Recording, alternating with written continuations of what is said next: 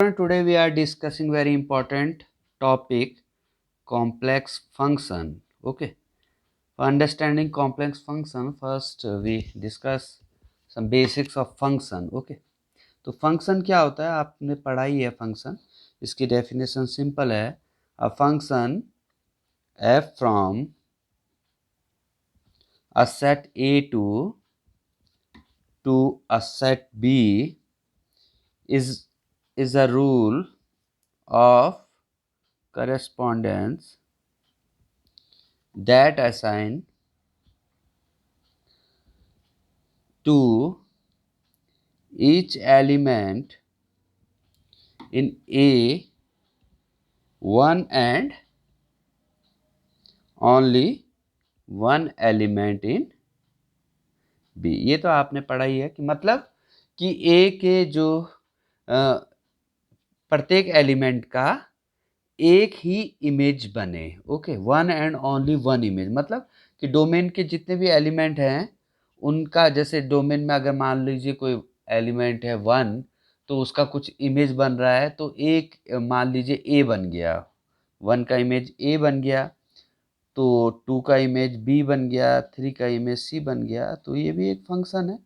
और ऐसा भी फंक्शन है जैसे वन है, टू है, और ये ए बी सी है, वन का भी अगर ए बन जाए, टू का भी ए बन जाए, ठीक है, तो भी ये भी एक क्या है, फंक्शन है, क्योंकि इसमें प्रत्येक का जैसे दो एलिमेंट थे, दोनों का इमेज ए ही बन गया, तो इसमें भी कोई प्रॉब्लम नहीं है, क्योंकि वन का भी ए एक ही इमेज बन रहा है और टू का भी ए एक ही इमेज बन रहा है ना. ओके, और वो फंक्शन नहीं होता अगर वन टू होता और यहाँ ए बी सी और वन का इमेज ए बन जाता और वन ही का इमेज बी बन जाता, तो इसको क्या नहीं कहते, फंक्शन. तो फंक्शन बहुत सिंपल है. अ फंक्शन है from a set A to a set B is a rule of correspondence that assign to each element in A one and only one element in B. मतलब कि domain के प्रत्येक element का एक और केवल एक इमेज ही बने. जैसे हम इसको ऐसे भी समझ लेते हैं, f x equal to x square है, तो f one equal to one, f minus one equal to भी क्या होगा, वन है. तो भले वन का इमेज भी वन बन रहा है और माइनस वन का इमेज भी क्या बन रहा है, वन बन रहा है, तो ये फंक्शन है, इसमें कोई प्रॉब्लम नहीं. लेकिन फंक्शन कब नहीं होता, जब एक इस कंडीशन में कि एक बार वन का इमेज ए बन रहा है और वन का ही इमेज बी बन रहा है, तो ये फंक्शन नहीं हो सकता, क्योंकि एक x की वैल्यू पे y की वैल्यू भी सिंगल आएगी. ओके, ठीक है ना. जैसे x की वैल्यू वन रखी तो आंसर वन आ गया, x की वैल्यू जैसे हमने वन रखी थी वन आ गया, माइनस वन रखी तब भी वन आ गया, तो ये फंक्शन है. लेकिन वन रख रहे हैं, एक बार ए आ रहा है, वन रख रहे हैं बी आ रहा है, तो दिस इज नॉट फंक्शन. तो ये तो आपने सिंपल फंक्शन को पढ़ा. अब हम कॉम्प्लेक्स फंक्शन की बात करते हैं. तो फंक्शन और कॉम्प्लेक्स फंक्शन में पहले हम इन्हीं में डिफरेंस देखेंगे. जैसे फंक्शन है तो हम ले रहे हैं, इसको ऐसा भी लिख देते हैं रियल टू रियल, फंक्शन को ऐसे भी लिख देते हैं हम नेचुरल टू नेचुरल, ये सब आपने टर्म यूज़ की होगी. तो जो अब हमारा कॉम्प्लेक्स फंक्शन है तो वो हमारा चलेगा complex to complex. Okay, complex to complex चलेगा. पहले इसको हम डिफाइन कर देते हैं, तब आपको इसको ज़्यादा समझ आएगा. Let the complex variable z be defined by, z को किससे डिफाइन करते हैं हम, x प्लस आइटा वाई से डिफाइन कर देते हैं. जहाँ आपको पता है क्या है, where x and y are real, है ना, रियल वेरिएबल. ओके, और जो आइटा है आपको तो पता है, आइटा क्या होता है, रूट माइनस वन. ठीक है, तो एक हमने z ले लिया. Now let a second complex variable,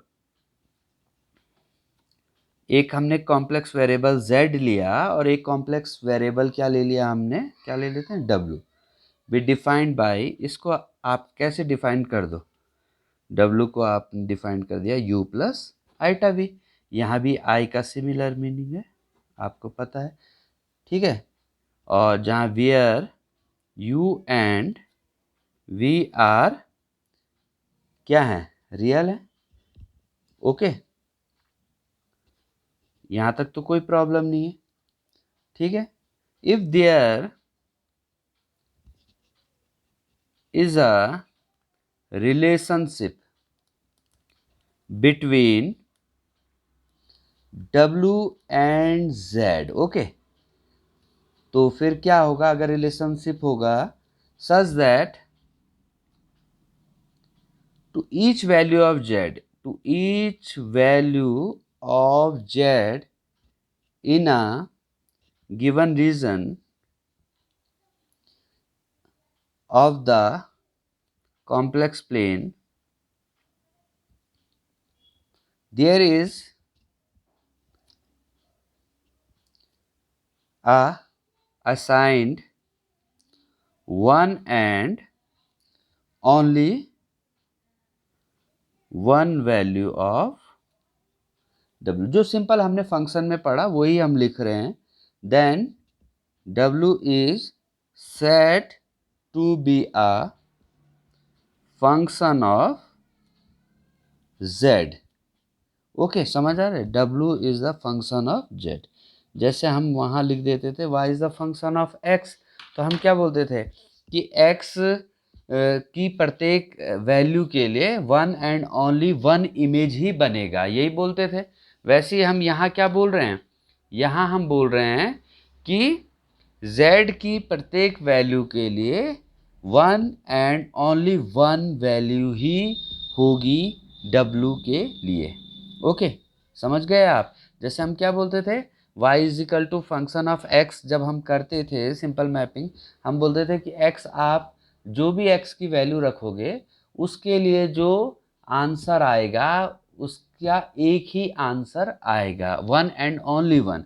वैसे हम इसमें बोल रहे हैं कि जो भी आप z रखोगे तो जो आपका W आएगा वन एंड ओनली वन आएगा, ओके। लेट द, इसको एक बार रीड करता हूँ, let the complex variable Z be defined by, Z हमने डिफाइन कर दिया the x plus iota y, जहाँ पे आपको पता है x और y क्या है, रियल वेरिएबल होते हैं, और आइटा जो है वो क्या है, √-1। और हमने एक सेकंड कॉम्प्लेक्स वेरिएबल ले लिया W, और W को कैसे डिफाइन कर दिया, U प्लस आयोटा V से, ओके। और जहाँ आपको पता है U और V भी रियल वेरिएबल है। If there is a relationship between, अगर हम W और Z में जो रिलेशनशिप बनाएं वो किस प्रकार का बनेगा, such that each value of Z in a given region of the complex plane there is assign one and only one value of W, okay, कि Z की प्रत्येक वैल्यू के लिए one and only one value आएगी W के लिए, इसको क्या कहते हैं, W is function of Z, okay. अब हम इसको आपको थोड़ा सा और एक्सप्लेन करेंगे कि जैसे हम एक कॉम्प्लेक्स फंक्शन का एग्जांपल लेते हैं, जैसे हमने ले लिया z²-z, ठीक है। तो आपने क्या लिया था, z क्या लिया था आपने, x प्लस आइटा वाई, और w आपने क्या लिया था, u plus iota v, okay. तो u plus iota v is equal to x plus iota y का square minus x plus iota y, इसको आपने एक्सपेंड कर दिया x square minus 2x iota y minus iota, ये आप समझ रहे हैं ना, x square plus iota square y square को आपने माइनस वाई स्क्वायर, इसमें आपने रियल पार्ट एक साथ लिख दिए और इमेजनरी पार्ट को एक साथ लिख दिया। नाउ कंपैरिजन आपने किया, u आ गया आपका x square minus x minus y square, और v आ गया आपके पास 2xy माइनस वाई, ओके। तो अगर इसको सिंपल आपने देखना है तो आपने एक लिख लिया, एक कॉम्प्लेक्स नंबर z ले लीजिए, आप कुछ भी ले लीजिए, मान लो आपने 2 + i एक कॉम्प्लेक्स नंबर ले लिया, तो अब आपको देखना है कि इस z के लिए क्या हमारे पास एक कॉम्प्लेक्स नंबर आ रहा है, तो w देख लीजिए, तो u क्या हो जाएगा आपके पास, यहाँ पे आपके पास x हो गया 2, y हो गया 1, तो 2² माइनस 2 माइनस 1, 4 माइनस 2 माइनस 1, ये आ गया 1, और v हो गया आपके पास 2 into x into 1 minus 1, 4 minus 1, 3, तो आपके पास W क्या आ गया, U प्लस आइटा V, तो ये आ गया 1 प्लस 3 आइटा। ओके, तो आपके पास एक Z कॉम्प्लेक्स नंबर के लिए आपके पास एक कॉम्प्लेक्स नंबर आ गया। तो आई होप आप कॉम्प्लेक्स फंक्शन को समझ गए होंगे। इसके लिए और इसमें क्या है और डिफाइन में और इसको क्या कर सकते हैं, तो a complex function is a function f whose domain and range are subset of the set of complex number. ये तो सिंपल सा बात है, ये आप इसको लिख दीजिए अगर आप चाहें तो। A complex function is a function f whose domain and range are subset of the set C of complex number. Okay, or a complex function, a complex, I think there are pen is not writing, a complex function is also called a complex valued function of a complex variable. Okay, तो शायद मुझे लगता है आप लोग समझ गए होंगे कि कैसे हमने कॉम्प्लेक्स फंक्शन को डिफाइन किया। सिंपल जैसे फंक्शन है उसी प्रकार हमने कॉम्प्लेक्स फंक्शन को डिफाइन किया। कैसे, W is function of F Z, मतलब z के लिए, प्रत्येक z के लिए एक W की वैल्यू आएगी, और जो दोनों की जो डोमेन और जो रेंज दोनों आएंगे वो क्या होंगे, कॉम्प्लेक्स नंबर आएंगे। और आपको पता है कि रियल नंबर को भी आप कॉम्प्लेक्स फॉर्म में लिख सकते हैं। तो I hope you learn from this video. Okay.